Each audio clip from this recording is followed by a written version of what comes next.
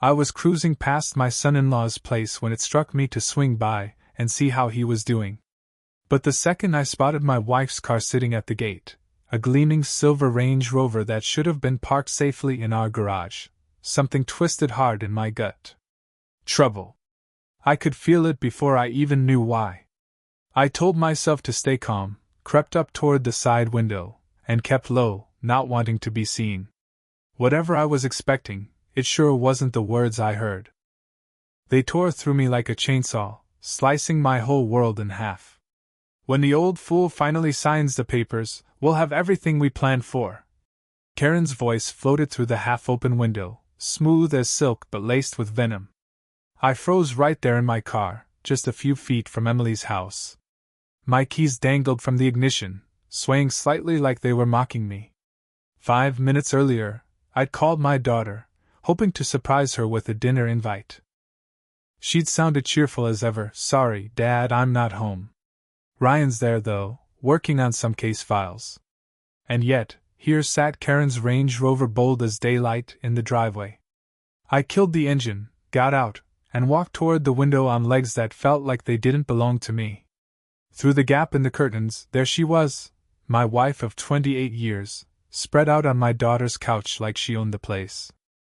Ryan leaned casually against the bookshelf, wearing that smug little smirk I'd grown to hate. "The timeline's perfect," Ryan said, his lawyer voice crisp and confident. "File in June. Claim irreconcilable differences. With the new Iowa statutes, Karen gets half of everything acquired during the marriage, plus lifetime spousal support." Karen let out that delicate, tinkling laugh I used to think was charming. "The construction business alone is worth $12 million. Add the rental properties, vacation home, and investments, we're talking nearly $20 million total." My hands were shaking so bad I almost dropped my phone, but I managed to hit record right as Ryan kept going. "The beauty of it is, David's trust. He has no clue we've been documenting his assets for months. Bank statements, property deeds, business valuations, all neatly copied." He nodded toward a fat manila folder on the coffee table. "He basically handed us the keys to his kingdom." 3 years of playing the devoted wife," Karen said, staring at her manicured nails like they were the most important thing in the room. "Pretending to care about his endless construction stories, nodding along when he worried about payroll. God, the man actually believes I love him." Just then, a twig snapped under my shoe. Both their heads jerked toward the window like startled deer. I flattened myself against the cold brick wall, my heart hammering, sweat beading on my forehead despite the April chill. "Did you hear that?" Karen's voice carried an edge. "Probably just the neighbor's cat," Ryan said after a beat.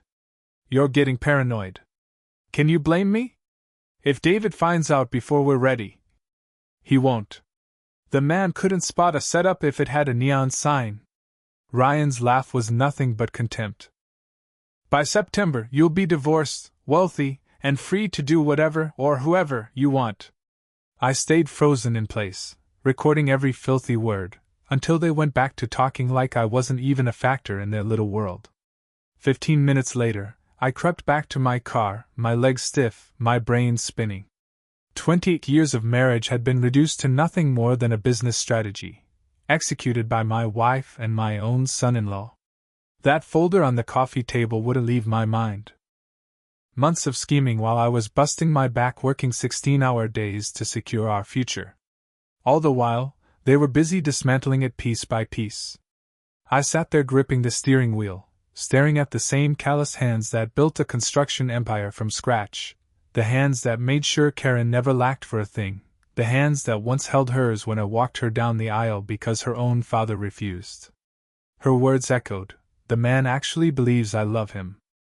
The worst part? Until half an hour ago, I truly did. I just reached for my keys when the front door swung open.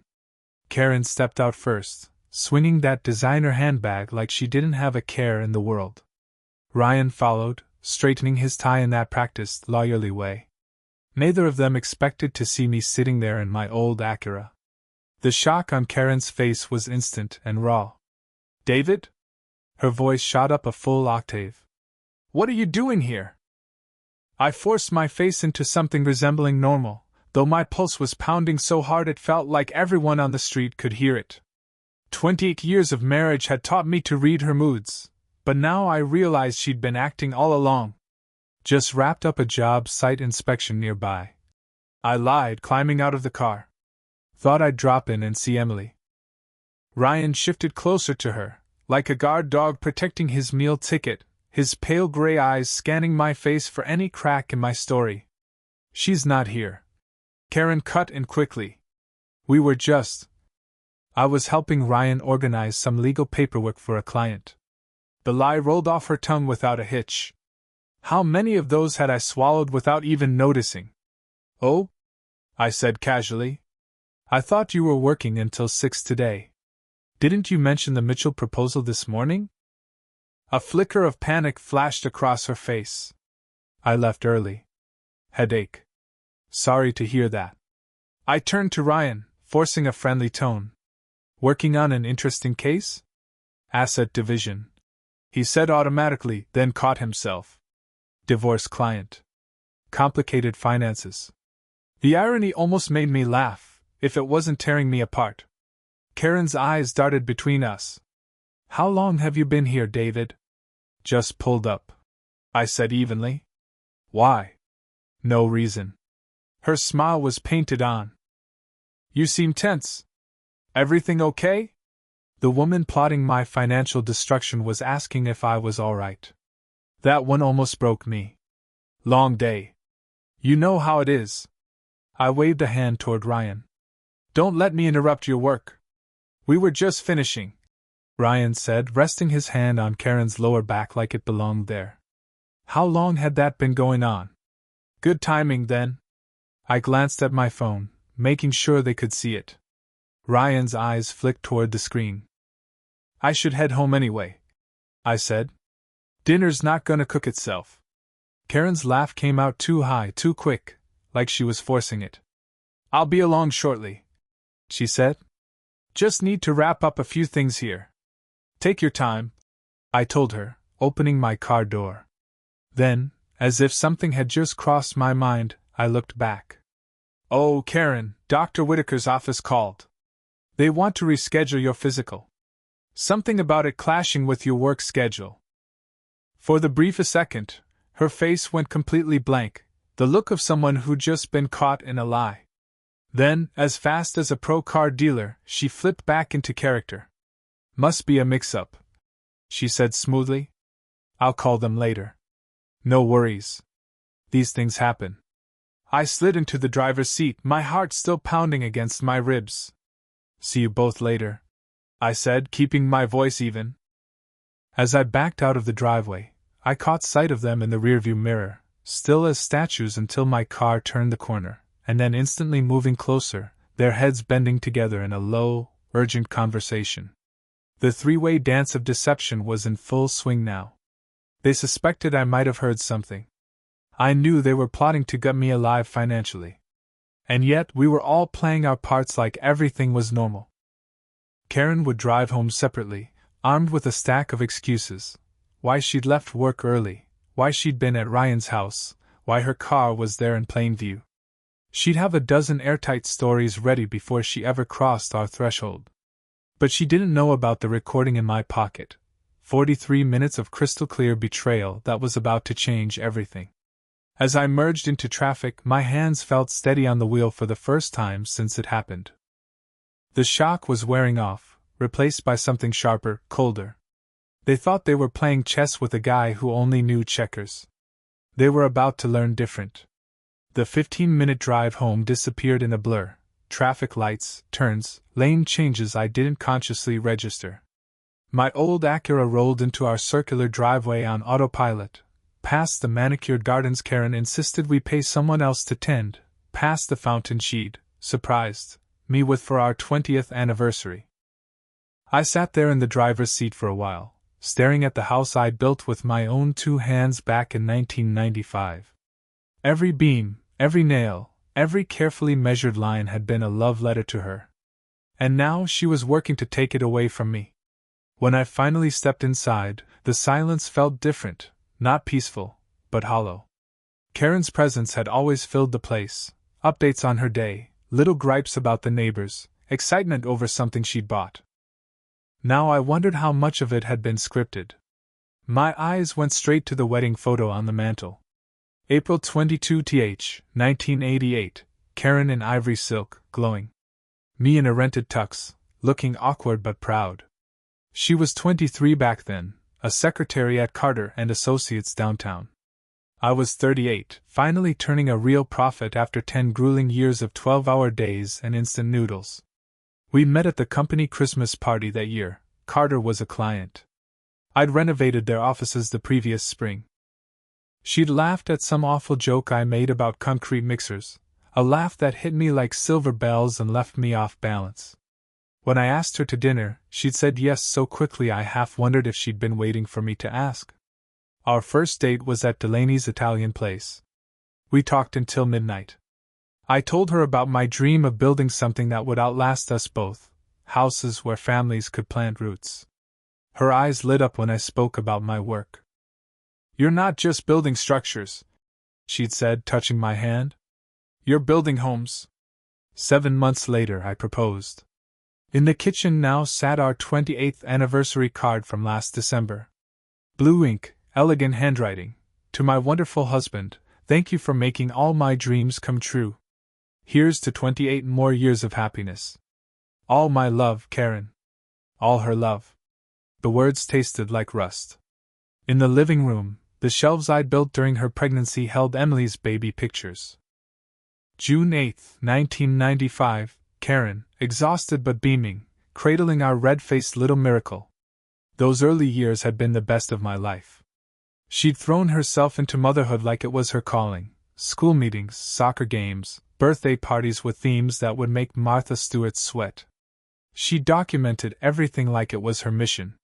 "You're the best father in the world," she told me the night Emily graduated high school, tears streaking her cheeks. "She's going to do incredible things because of the foundation you gave her." Not we. I gave her.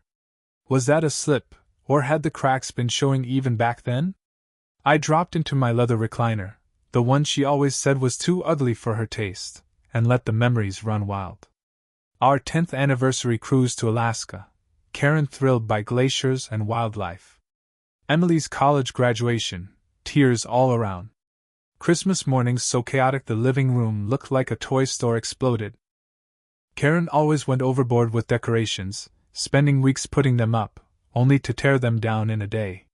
Somewhere along the way, gratitude had curdled into entitlement. "Thank you for this life" had turned into "we deserve more." The recording in my pocket was proof. Karen hadn't loved me for years, maybe decades. Every anniversary toast, every "I love you in the dark" had been bait. 20 years of my life reduced to a business plan. I sat there in the dimming light, surrounded by the props of what I thought was a good marriage, and something inside me shifted. Karen thought she was playing the long game, positioning herself to bleed me dry while keeping her hands clean. What she didn't know was that I'd spent my life thinking like a builder and a businessman. I knew strategy better than she ever would. The game was about to change. I leaned back in the silence and started thinking like the man who'd built an empire from nothing. I kept asking myself, when had Karen stopped being my partner and started playing her own long game? The answer hit me like a cold slap. That was the year Walker Construction landed the Carter Municipal Center contract. $50 million over 3 years, the biggest job in our history. I came home that April night expecting a celebration. Maybe champagne. Definitely the same proud, excited wife who'd cheered me through every win before this one. Instead, Karen was at the kitchen table with a real estate magazine and a calculator. "This means we can finally buy the house on Elm Street," she said, eyes still glued to the page. "The one with the circular driveway and the pool. The Mitchells are asking $6 million. No congratulations. No. I'm proud of you." Just straight to what my success could buy her. "Karen, I haven't even started the project yet," I told her. "We've got design work permits, subcontractor bids. But the money's guaranteed, right?" She finally looked up, her green eyes narrowing in that way that always meant she was calculating. Once you sign the contract, the city has to pay. That conversation went on for 2 hours. She mapped out every expenditure like she'd already won the lottery: the new house, country club membership, luxury cars, European vacations. Not our expenditures. Hers. I should have noticed the pronouns. But back then, I was too busy thinking about the project, about logistics. By 2021, her wish list had become demands. The country club membership wasn't optional once the Whitakers joined Riverside Hills. Our perfectly fine cabin in Wisconsin became embarrassing after she saw the Lynch's place in Aspen. She started dropping comments about how other husbands really knew how to treat a woman. The intimacy between us faded like an old photograph. Separate bedrooms, because of my snoring. Funny how she never mentioned it in the first 23 years. Dinner conversations became reports on what other families owned, drove, or displayed. Jessica Barnes's husband bought her a Mercedes for their anniversary. Karen told me about it over salmon, slicing each bite like she was delivering courtroom evidence. He appreciates everything she's sacrificed for their marriage, she said, as if supporting me while living in luxury had been some kind of personal hardship. Things shifted again after Emily's wedding in September 2023. Karen's friendship with Ryan ramped up fast. She suddenly took an interest in legal matters, asking Ryan hypothetical questions about property division and spousal rights. For a friend. Phone calls sent her into the other room, supposedly for book club or volunteer committees. How many of those calls had really been strategy meetings? I pulled out my phone and replayed pieces of the recording from earlier today. Ryan's voice. We've been documenting his assets for months. Karen's laugh. 28 years of playing the devoted wife. Now it all made sense. Her sudden interest in my financial reports, her questions about business valuations, her push for joint accounts while keeping her own separate credit cards. She'd been gathering intel while I was out there building the very empire she planned to dismantle. But Karen had made a fatal mistake. She'd underestimated the man who built Walker Construction from a single truck and a borrowed set of tools. The same mind that navigated 35 years of construction projects, labor disputes, and multimillion-dollar municipal contracts was now locked onto a new kind of problem. They thought they were playing chess against a guy who didn't even know the rules. They didn't realize I'd been watching the board the whole time. I got up from my recliner and walked into my home office, where 35 years of records lined the shelves: tax returns, contracts, deeds, partnership agreements. Everything Karen thought she'd been secretly compiling. But here's the thing, those weren't the real assets.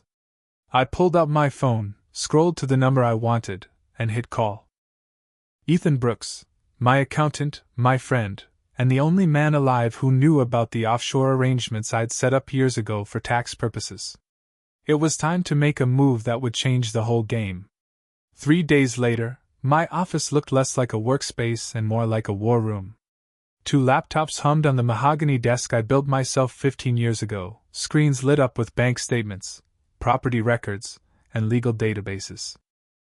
Yellow legal pads were scattered everywhere, each page divided into columns: assets, weaknesses, timeline, leverage points.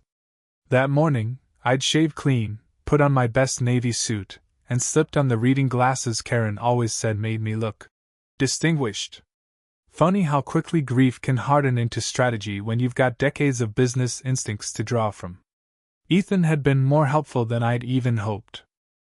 3 offshore accounts, completely legal, fully documented, and invisible to anyone who didn't know exactly where to look. Karen had no idea they existed. She'd been cataloging the kingdom, while the crown jewels sat in plain sight, untouchable. But her own paper trail told me plenty. $47,000 in unauthorized transfers over 8 months, all funneled into a joint savings account I'd never opened. The listed beneficiary made my jaw lock: Ryan Cooper. So they'd been financial partners long before they officially decided to take me down. Her credit card records painted the rest of the picture: lavish lunches at Riverside Country Club, $300 spa treatments, designer shopping sprees neatly lining up with her supposed book club meetings. Every charge was a breadcrumb in the trail toward the life she'd been planning without me. 12 of 350 designer handbags Karen had bought last Tuesday carried its own bitter irony. She just complained about grocery prices that morning. Ryan's weaknesses were even more telling. A few calls in the construction world painted a clear picture of Davenport's most ambitious lawyer, drowning in $220,000 of student debt, chained to a $10,500 a month office lease chosen for vanity, and infamous for cutting corners when the money ran dry. Cooper's sharp. Paul Carter from Carter Concrete told me over coffee. But champagne tastes on a beer budget. Owes 3 of my subcontractors nearly $25,000. Always promises next week, then vanishes.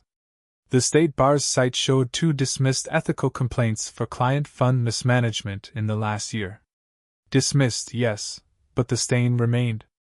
I leaned back in my leather chair, reviewing 72 hours of careful digging. Karen and Ryan had catastrophically misjudged me.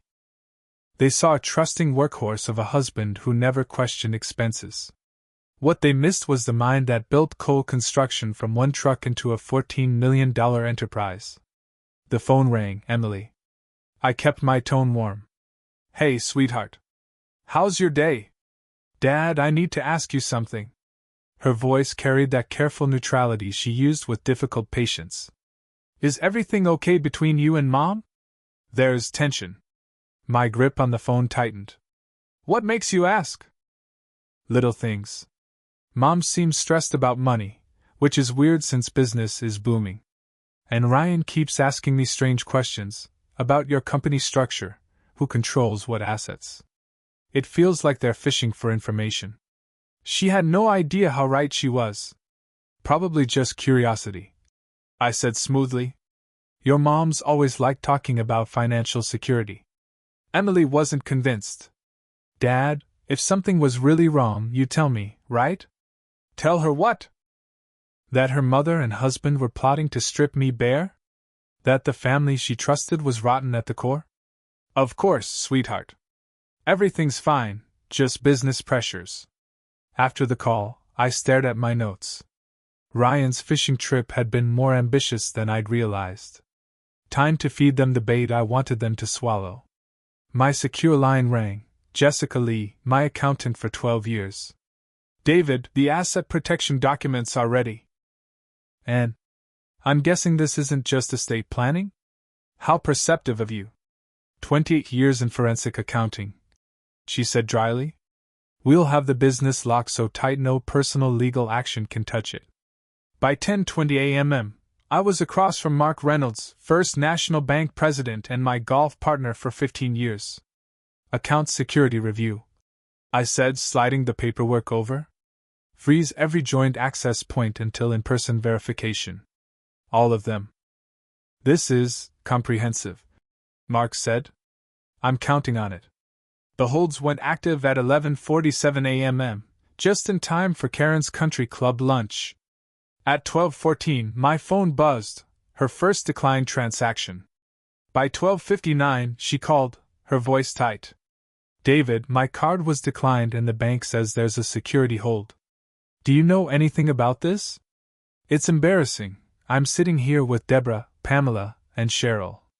Her panic wasn't about the conspiracy. It was about public humiliation. I promised to call Mark right away, then drove to the construction site. The sound of machines and shouting crews was grounding, real work, real loyalty, in the middle of my quiet war. My phone buzzed all afternoon. Karen, 1:38 p.m. Still can't access any accounts. This is ridiculous. Karen, 2:20 p.m. Mark Reynolds' secretary says he's in meetings all day. What kind of bank president is too busy for his best customers? Karen, 3:05 p.m. Even our emergency credit line is frozen. How am I supposed to buy groceries? Each message landed like a small victory. For 28 years, Karen had floated on the calm seas of financial security, seas I had charted with 60-hour workweeks. Now she was adrift. Ryan's reaction was even better. At 4:10 p.m., Mike Carter, my private investigator, called. Cooper tried to access his shared account with your wife 3 times today. No luck. Then he went after a trust account, probably your daughter's education fund. Frozen too, just like you said. Mike described Ryan's descent into fury, angry calls to bank reps, demands for management, threats of legal action. A confident attorney watching his leverage vanish. By 5:50 p.m. I was in my office, surveying the day's battlefield, every shared account locked, every joint credit line suspended, every autopay requiring my approval. Karen's access to a quarter-century of accumulated wealth now fit inside whatever cash sat in her purse. All of it perfectly legal, a husband safeguarding marital assets before an estate review. Mark Reynolds would confirm that. But Karen and Ryan would hear the real message. I wasn't on defense anymore. At 6:35 p.m., my phone rang. Karen's number. The voice I heard wasn't manipulative, it was desperate. By 7:02, she was storming into Cooper and Associates, heels hammering the marble lobby. Mike, stationed across the street in a coffee shop, watched her vanish into the elevators. Her earlier driveway call. Ryan, we need to talk immediately. Something's gone terribly wrong. Had carried loud enough for the neighbors to catch every word. Up on the 13th floor, Ryan's corner office burned with urgency. From the street, their hunched figures over a cluttered conference table looked like generals in a war room. Through the building's old ventilation system, their words reached an office next door. Mike's contact was listening. Karen, Alan knows something. He's cutting off everything. I couldn't even buy gas. Ryan, the timing isn't a coincidence. 3 days ago, you said he showed up at Emily's house right when we were talking strategy. He must have overheard something. Maybe recorded it. We have to assume he knows everything. Assets, timelines, all of it. Silence. The kind that tastes like panic. Karen, what do we do? Ryan, we accelerate. No more careful moves. Monday morning, I file for emergency divorce. Immediate spousal support. We claim financial abuse, say he's restricting your access to assets. Karen, financial abuse? Ryan, we paint him as controlling. The frozen accounts become evidence. Every decision he made without your input, proof of intimidation. His generosity? That's dependency building. Every gift, every comfort, manipulation. The sheer audacity was staggering. 2 people scheming to turn 25 years of love into a weapon. Karen, what about Emily? She won't automatically take my side. Psychology training makes her skeptical. Ryan, exactly. We use that. Her hesitation becomes proof of Alan's manipulation. Her training? Evidence he exploited it to turn her against you. The plan was elegant in its cruelty. Turn the daughter into a witness, twist love into control, and reframe devotion as abuse. My phone kept buzzing all afternoon with one text after another. 1:32 p.m. Karen, still can't get into any of our accounts. This is ridiculous. 2:12 p.m. Karen, Mark Reynolds' secretary says he's in meetings all day. What kind of bank president is too busy to deal with his best customers? 3:01 p.m. Karen, even our emergency credit line is frozen. How am I supposed to buy groceries? Each ping brought me a strange kind of grim satisfaction. For 25 years, Karen had lived in a world where money was just there, a steady, invisible current she never thought would stop flowing, while I was grinding out 60-hour workweeks to keep it that way. Now she was getting her first taste of what it feels like when that current dries up without warning. Ryan's reaction, though, now that was even more interesting. At 4:22 p.m., my private investigator, Mike Carter, called with an update. Cooper tried 3 times this afternoon to access the account he shares with your wife. When that didn't work, he went after a trust account, probably your daughter's education fund he manages. That's frozen too, just like you told me to. Mike said Cooper's tone over the phone was pure frustration, angry calls to the bank, barking at reps, threatening legal action, demanding to speak to management.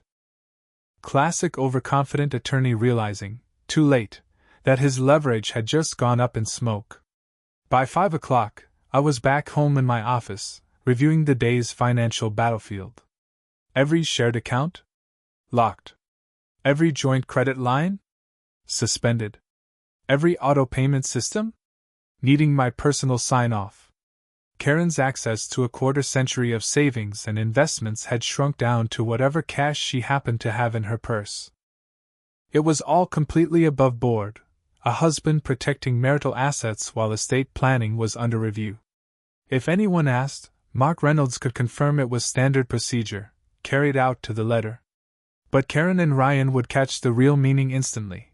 The man they thought they could corner financially had decided he wasn't playing defense anymore. At 6:31 p.m., my phone lit up with Karen's number. This time, I knew the voice on the other end wouldn't be smooth or manipulative. It would be desperate. The real fun was about to start.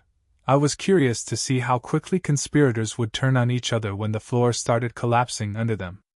15 minutes later, the after-hours security guard at Cooper and Associates barely looked up as Karen rushed through the lobby, heels clattering against the marble like small gunshots. I knew all this because Mike had parked himself at the coffee shop across the street with a perfect view of the entrance. Her frantic call from our driveway. "Ryan, we need to talk immediately. Something's gone terribly wrong," had been loud enough for our next-door neighbor to hear. Discretion clearly wasn't on her mind anymore. Up on the 14th floor, Ryan's corner office was lit up like a war room. Through the glass, anyone with binoculars could see two people hunched over a table scattered with documents, their posture screaming crisis mode. Karen's voice carried through the building's old ventilation system and straight into the office of Mike's contact in the accounting firm next door. "Alan knows something, and he's cutting us off everywhere. I couldn't even buy gas for my car." Ryan's reply was sharp, clipped, his professional courtroom voice. "This timing isn't random. 3 days ago, you told me he showed up at Emily's place right when we were talking strategy. He must have overheard. The question is, how much? Enough to understand we're serious." Karen shot back. Paper rustled. Ryan's tone shifted, more cautious now. "We need to assume he recorded that conversation. Every word about assets, the timeline, the plan, potentially documented." Then silence. The kind that tells you both people in the room just realized they'd been outplayed. Karen broke it first. "So what do we do?" "We move fast," Ryan said. "No more slow build-up. Monday morning, I file for an emergency divorce with immediate spousal support. We accuse him of financial abuse, say he's cutting off your access to marital assets to control you." "Financial abuse?" Karen's voice sharpened. "That actually sounds convincing," Ryan pressed on. "We paint him as a controlling husband who uses money as a weapon. The frozen accounts? We present them as proof of his abusive pattern, not as a defensive move." More paper shuffling, the sound of two minds shifting into full attack mode. "I'll need you to list every time he made a financial decision without asking you, questioned your spending, or used money to sway your behavior." "That's going to be tough," Karen admitted. "Alan's never been controlling about money. Honestly, he's been too generous." "Then we spin generosity as manipulation," Ryan said smoothly. "We say he made you financially dependent to keep control. Every gift, every vacation, every bit of comfort, proof of an isolation strategy." I had to admit, the sheer nerve of it was almost impressive. 28 years of hard work and generosity, rebranded as some long-running campaign of abuse. "What about Emily?" Karen asked. "She's not going to automatically back me up. With her psychology background, she questions everything." "That's perfect," Ryan said, his voice practically savoring the idea. "Her hesitation will prove how deep Alan's manipulation runs. We'll say he used her training to turn her against you. You want to use our daughter as a witness against her father? I want to secure your financial future, Karen. And Emily's credentials make her testimony gold. If she so much as hints at unhealthy family dynamics, we'll frame it as expert psychological analysis, confirming Alan's abusive behavior. It was a plan with a kind of ruthless elegance. Twist the daughter's skepticism into evidence against the father, recast every act of love as control, and burn the truth to the ground if it got in the way. Turn every protective move into proof of abuse. That was Ryan's next step. Monday morning, he told Karen, I filed for emergency restraining orders to stop any further asset movement, demand immediate spousal support, $15,000 a month, and secure temporary exclusive occupancy of the marital home. By Wednesday, we'll have him framed as an abusive husband who needs court oversight to keep him from more financial intimidation. And if he pushes back? We escalate. Harassment charges if he calls you directly. Stalking allegations if he tries to investigate. Emotional abuse claims if he questions anything we say. His tone carried the smug satisfaction of a man who thought he'd found the perfect weapon. The beauty of domestic abuse law, he added, is that denial becomes proof. The more he fights, the more controlling he looks. Karen laughed, but there was no humor in it. Poor Alan. He doesn't have a clue what he's started. 28 years of playing the trusting husband. Time to teach him that nice guys really do finish last. They stayed at it for another hour, rehearsing their stories, setting up secure ways to communicate, and laying out what Ryan proudly called total legal warfare. Every conversation, every financial move, every scrap of interaction would be written up as evidence of my so-called abusive patterns. The whole thing had morphed from a greedy asset grab into a scorched-earth character assassination, a campaign to wipe out my finances, ruin my relationship with my daughter, and shred the reputation I'd built in the community for 30 years. When Karen finally left the building at 9:30 p.m., her phone was already buzzing with Ryan's first bit of coaching. Remember, you're not an angry wife anymore. You're a terrified victim, finally finding the courage to escape your abuser. The war was officially on. Saturday morning, Karen and Emily were at Café Luna, their usual little bistro for mother-daughter brunches. They'd been meeting there once a month for 5 years, always at the same cozy corner table.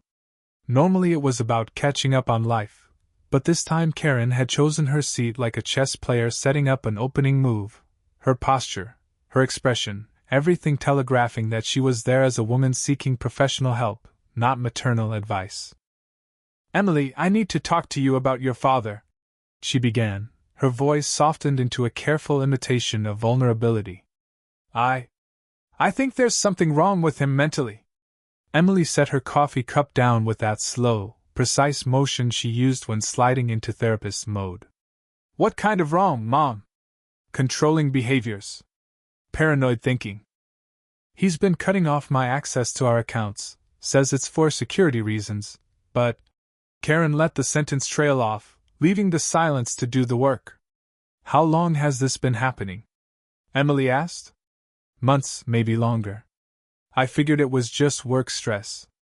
But yesterday, he shut me out completely. Every account. I couldn't even buy lunch. Emily leaned forward, her training kicking in despite the personal stakes. Mom, financial control can be a form of abuse, but it can also be legitimate management during business changes or legal reviews. What's Dad's explanation? That wasn't the response Karen wanted. She'd expected comfort, outrage, not a clinical follow-up. He says it's standard account security. But Emily, I've been married to this man for 25 years. This isn't routine. This is punishment. Punishment for what? Karen hesitated. How much could she admit without tipping her hand? I think he suspects I've been questioning our marriage. Maybe he's trying to scare me into staying. Mom, Emily said, her voice carrying the patient firmness of someone who's dealt with manipulative clients before. Are you telling me Dad is abusing you to stop a divorce? Or that you're thinking about divorce and Dad's protecting assets? That cut too close to the truth, so Karen pivoted. I'm telling you he's showing troubling behavioral changes. And as a psychologist, I thought you could help me understand. As a psychologist, I'd say major behavioral changes usually have a trigger. What happened 3 days ago that made him suddenly block your accounts? Karen's mind scrambled for an answer. Emily wasn't swallowing the emotional bait without facts, and every question poked new holes in the victim act. I don't know what caused it, Karen said finally, and that's what scares me. Emily kept her gaze steady, reading her mother's micro-expressions like a book. Mom, are you asking for psychological advice? Or are you asking me to take sides? The bluntness cracked Karen's script wide open. I'm asking you to help me understand what's happening to our family. Then I suggest you talk to Dad directly, instead of asking me to diagnose him based on your interpretation of events. Karen left the cafe 20 minutes later, furious at her daughter's professional detachment, and quietly panicked about what it meant. If Emily wouldn't blindly back her, the terrified victim story could crumble under real scrutiny. Meanwhile, 40 minutes away at Walker Construction headquarters, I was hearing something that was about to flip the battlefield in my favor. Paul Carter called at 10:15 a.m., just as I was finishing my review of weekend job site reports. Alan, thought you'd want to know, Ryan Cooper's got trouble with the State Bar Association. Word is they're digging into how he handled contractor payments on the Barnes case. What kind of trouble? I asked. 3 subcontractors filed complaints last month. Cooper got paid by the client, but never passed the money along. Classic trust account violation, if they can prove it. I set my coffee down and started running the math in my head. How bad? Bad enough that the bar has already set a hearing for next week. Cooper's scrambling to pull together $23,000 to make the subs whole before it blows up. $23,000. Exactly what my own digging said he owed. Paul, I asked, would those subcontractors be open to talking about their experience with Cooper if someone in the construction business reached out? Absolutely, Paul said. These guys are pissed. Cooper had been stringing these guys along for half a year, always with a fresh excuse, always blaming the client or some pending court procedure. These weren't big firms that could absorb a hit like that. They were small operators, and every dollar mattered. I spent the next 3 hours working the phones. First up was Bob Martinez from Martinez Electrical, still waiting 8 months for the $7,400 he was owed. Then Steve Lee from Lee Plumbing, $10,400 outstanding since last October. Finally, Randy Foster of Foster Roofing, $6,500 for a job finished back in November, and not a dime paid. Every call followed the same routine. A polite introduction, just Walker Construction doing a little due diligence before maybe hiring Ryan for some legal work. That opened the door, and once it did, the flood came. Each man, without hesitation, shared his own story of Ryan's slow-pay games, his habit of dipping into client trust accounts like they were personal ATMs, his empty promises and next week, lies. By 1:10 p.m., I had what I needed, a clean, documented trail showing that Cooper's little delays weren't just bad luck. They were a pattern. A state bar violation pattern. At 2:38 p.m., I called the state bar's ethical complaint hotline. I'd like to report an attorney for misconduct, I told the intake rep. Ryan Cooper. He's repeatedly violated trust account rules and misled people in the construction business about payments. The form they sent me wanted details, names, dollar amounts, timelines, proof. I gave them everything. 3 more contractors even volunteered to testify if it came to that. By 4:22 p.m., Ryan's office phone was lighting up. The Bar Association wanted him in for expedited hearings, and his license to practice law was officially under review. The professional reputation he'd been leaning on for his little conspiracy against me? It now had a target painted on it. At 4:56 p.m., Mike Carter texted me, Cooper just left carrying 3 boxes of files. Heading for his car. Want me to tail him? No need, I typed back. I know exactly where he's headed. Ryan wouldn't be able to help himself. He'd go straight to Karen. The calm planning stage was over. From here on out, panic would drive the show. And panic makes people sloppy. That's when they make mistakes. The real war was just getting started. 2 days of watching her mother's version of events crumble had given Emily time to think, really think. Driving to Walker Construction's headquarters felt, for her, like heading toward a moment she'd been avoiding her entire adult life. The building was solid brick and steel, standing honest against the April sky, everything Ryan's sleek glass tower pretended to be but wasn't. Jessica, my secretary for the past 8 years, lit up when she saw Emily.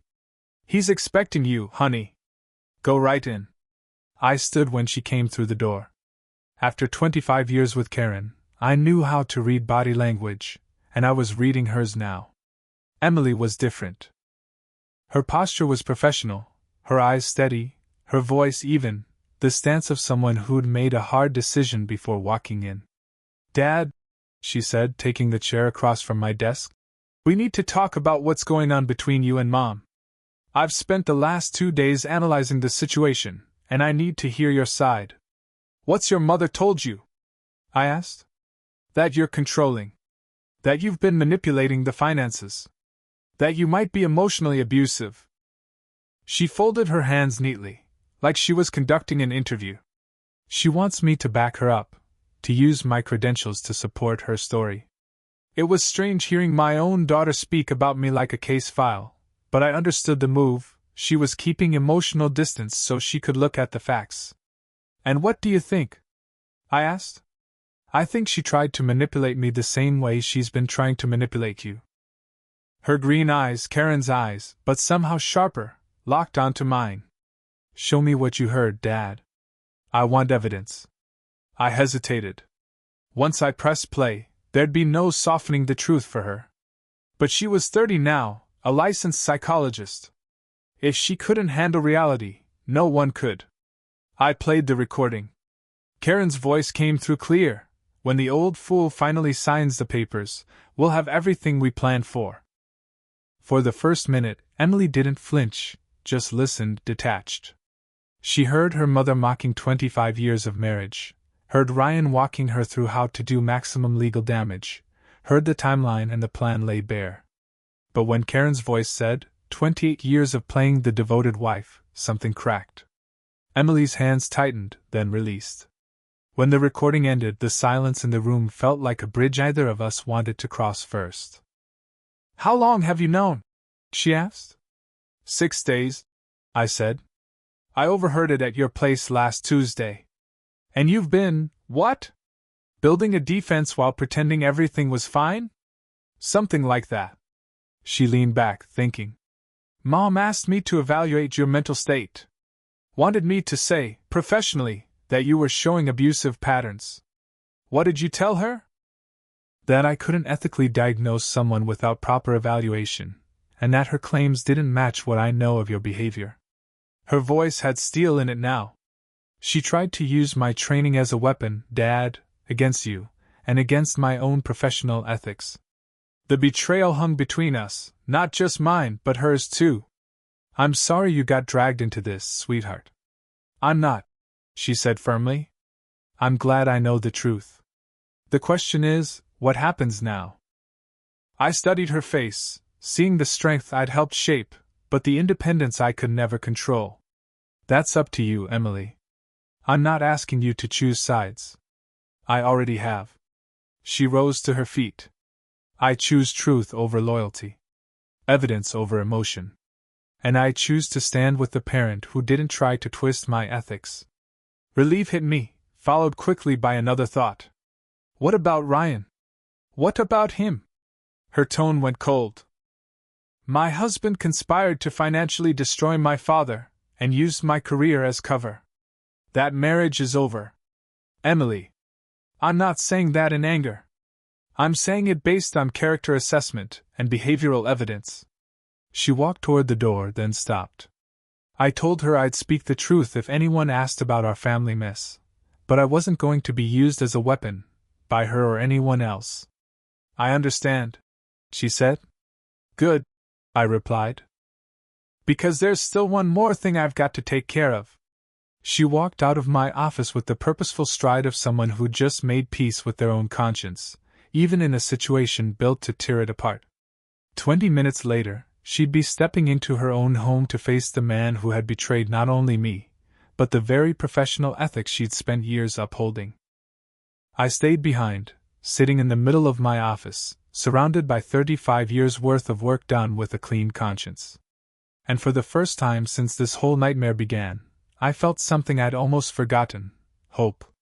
Maybe, just maybe, the truth would actually matter. That evening, at exactly 7:40, I heard Emily's key in the lock. From the sound of it, Ryan wasn't expecting her home early. His face confirmed it, surprise frozen into place. He was stretched out on our living room couch, legal files spread across the coffee table like props, and a half-empty whiskey bottle within arm's reach. "We need to talk," I said, placing my purse down slowly and deliberately. "Rough day," he muttered, eyes still on whatever paperwork he was pretending to study. "The Barrett deposition got postponed again. I know about the conspiracy, Ryan." That got his attention. His head jerked up, and the careful, polished lawyer mask slipped just enough to show something raw underneath. "What conspiracy?" "The one where you and my mother schemed to wipe out my father financially, using my credentials as a psychologist to back up false abuse claims." I stayed standing. Better vantage point, better control. "I heard the recording," I said. "Every single word." He picked up his whiskey glass, then set it down again with a slow, almost theatrical calm. "Emily, I think you're misunderstanding. 28 years of playing the loving, devoted wife. Sound familiar?" The color drained from his face. Ryan Cooper, man who could argue in front of the state Supreme Court without breaking a sweat, suddenly looked like someone watching their entire world splinter apart. "How much did you hear?" "Everything. The asset division strategy, the timeline, how you calculated your fee, and even Mom's little performance reviews." I finally sat down across from him, keeping a professional, almost clinical distance. "So tell me, was our whole marriage part of this plan?" 3 days later, Karen learned something the hard way: social ruin moves faster than any legal process. At the Riverside Country Club's Saturday brunch, the dining room hummed with chatter, until she walked in. Conversations broke into awkward pauses. Deborah Whitaker, her bridge partner for half a decade, suddenly became fascinated by the hollandaise sauce on her eggs Benedict when Karen stopped to greet her. Pamela Carter pretended to get an urgent phone call rather than keep talking. By the time Karen reached her usual table, she didn't need anyone to spell it out. The word was out, and the damage was done. "Karen, dear," Cheryl Crawford called out, her voice dripping with polite poison. "We missed you at the planning committee meeting yesterday." "What meeting?" "I wasn't told." "Oh? You didn't get the message? We had to make a few organizational changes. I'm sure you understand." Karen was starting to notice the pattern: calls unanswered, invitations revoked, social doors shutting with quiet precision. Meanwhile, I was running my own campaign, and it was working. 35 years of fair dealing had given me credibility no courtroom stunt could touch. Lunch with Mark Reynolds at the bank was a strategic win. I mentioned family difficulties over coffee, giving just enough detail to be clear without looking vindictive. "Karen and our son-in-law have been making troubling moves regarding our assets," I said casually. "I've had to put some protective measures in place." Mark's reaction was exactly what I'd counted on: a mix of professional understanding and personal sympathy for a friend blindsided by family betrayal. That same evening, at the Chamber of Commerce board meeting, Paul Carter asked why Karen had skipped the recent fundraiser. I answered with quiet disappointment, explaining that certain truths about the marriage had recently come to light. "Sometimes you find out people aren't who you thought they were," I told him. 3 years of marriage, and it turns out she was planning all along. I'm just thankful I learned the truth when I did. By Saturday night, Karen's social exile was complete.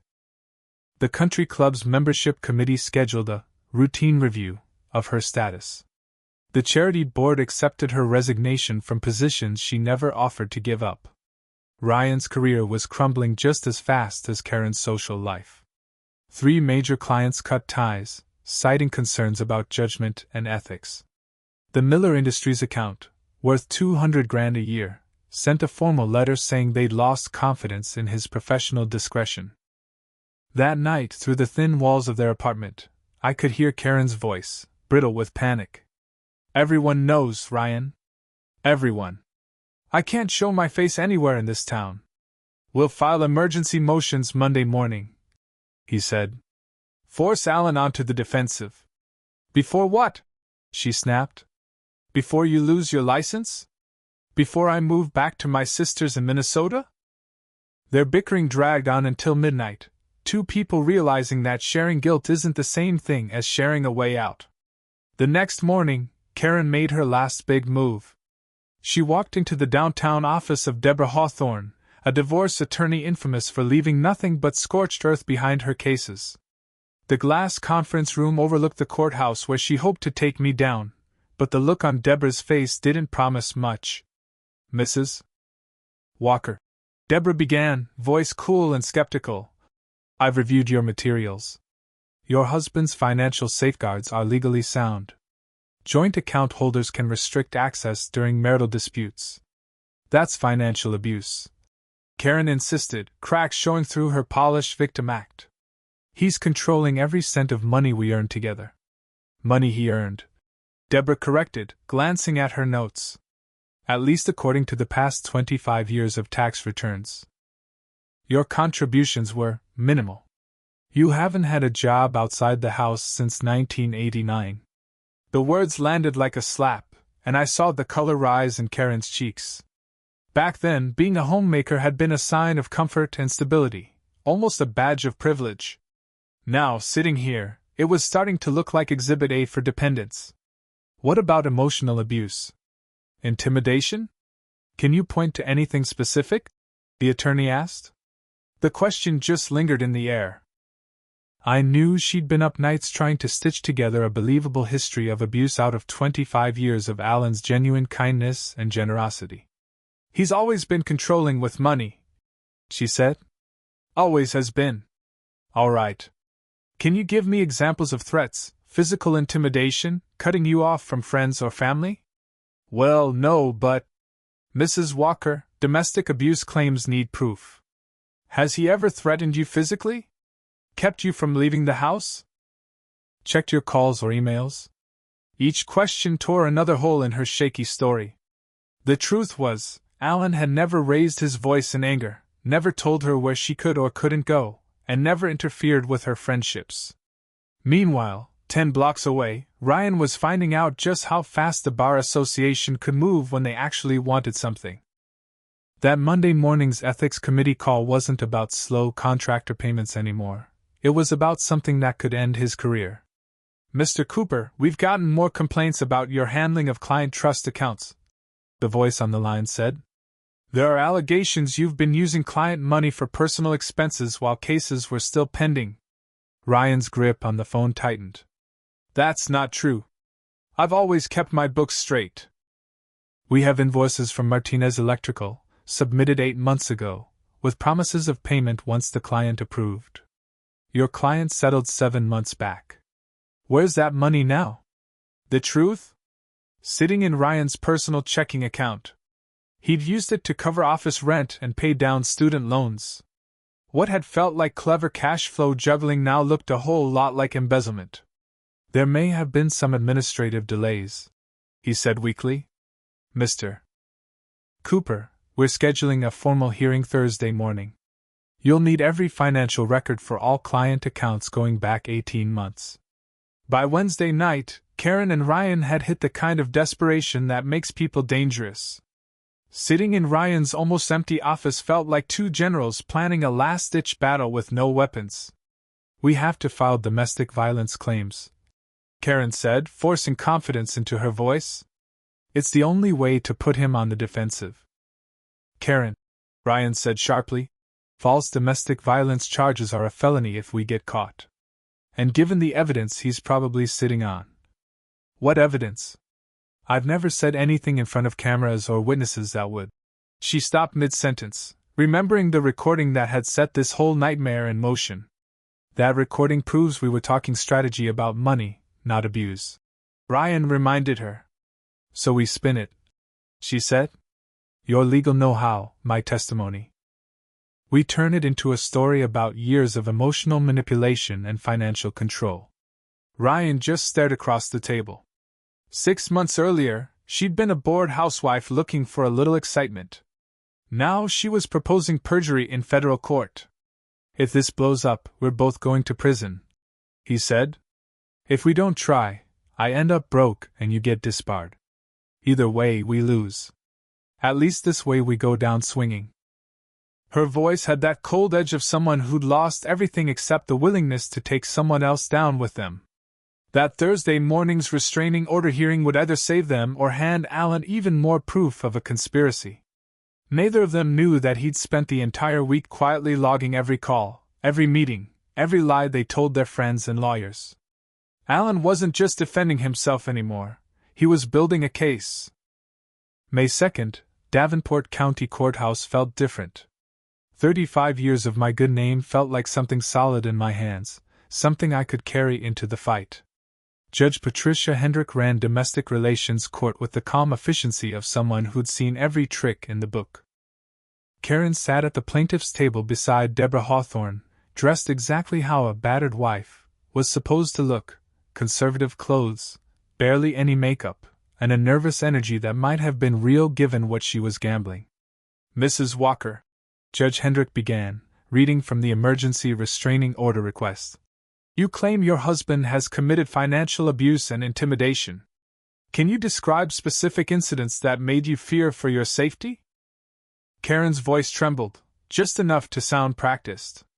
"Your Honor, for months he's been cutting off my access to our accounts, watching how I spend, and making threats about what he'd do if I tried to leave." "What kind of threats?" "Financial threats. That I'd be left with nothing. That he'd use his connections to ruin me. And last week, he froze all my money, even for groceries." I sat there and watched my wife of 25 years build her case lie by lie, twisting a lifetime of comfort into some nightmare I didn't recognize. Judge Hendrick turned to my lawyer, James Carter. "Does the defense wish to respond?" James stood with the calm of a man who'd spent 3 decades practicing law without once having to back up a falsehood. "Your Honor, we have evidence not only that Mrs. Walker's claims are false, but that they're part of a calculated plan to defraud my client of marital assets." "That's a serious accusation," the judge said. "We have an audio recording of Mrs. Walker and her associate, Ryan Cooper, planning this exact scheme 6 weeks ago." Karen's face went pale. Deborah leaned in, whispering frantically, "But it was too late. You can't patch up a case built entirely on lies." "Exhibit A, Your Honor." James hooked his phone to the courtroom speakers. Karen's voice filled the room. "When the old fool finally signs the papers, we'll have everything we planned for." For the next 43 minutes, the judge listened as every detail of their conspiracy played out, Karen mocking our marriage, Ryan explaining the legal angles for stripping my assets, their scheme to use Emily's credentials as a psychologist to their advantage. "The man actually believes I love him," Karen's recorded voice said with casual cruelty. I sat there watching my wife's carefully crafted victim act collapse in front of everyone. The trembling voice, the supposed fear for her safety, it all looked ridiculous next to the recording of her laughing about manipulating the old fool. Judge Hendrick stopped the audio. "Mrs. Walker, do you have any response to this evidence?" Karen opened her mouth but nothing came out. Her attorney, Deborah Hawthorne, had gone pale. It was clear she just realized she'd been used to push fraudulent claims through the court. "Your Honor," Deborah said cautiously, "I request permission to withdraw from this case. I was not made aware of these facts when I agreed to represent Mrs. Walker." "Motion granted." Judge Hendrick turned back to Karen, giving her the kind of look she usually reserved for people who just lied under oath. "Mrs. Walker, I'm dismissing your restraining order petition, with prejudice. And I'm referring this matter to the district attorney for possible perjury charges." The gavel came down with a sharp crack that seemed to echo through the whole room. 2 weeks later, the divorce settlement confirmed just how badly Karen had miscalculated. Her own documented lies erased any hope of spousal support. And the prenuptial agreement she'd signed without hesitation back in 197, something she clearly forgot about, meant her share of the assets was minimal. Ryan didn't fare much better. His temporary suspension from practicing law turned into permanent disbarment when the Bar Association uncovered $234,000 in missing client funds. Last I heard, he'd moved to Nebraska and was working as a paralegal. Emily filed for divorce the day after the hearing, citing irreconcilable differences. She's now building a therapy practice specializing in recognizing manipulation patterns, something she has no shortage of experience with now. 5 months later, Karen is working in retail at the very mall where she used to spend my money on luxury handbags. I'm sure the irony isn't lost on her. It certainly isn't on me. Walker Construction has not only recovered but thrived.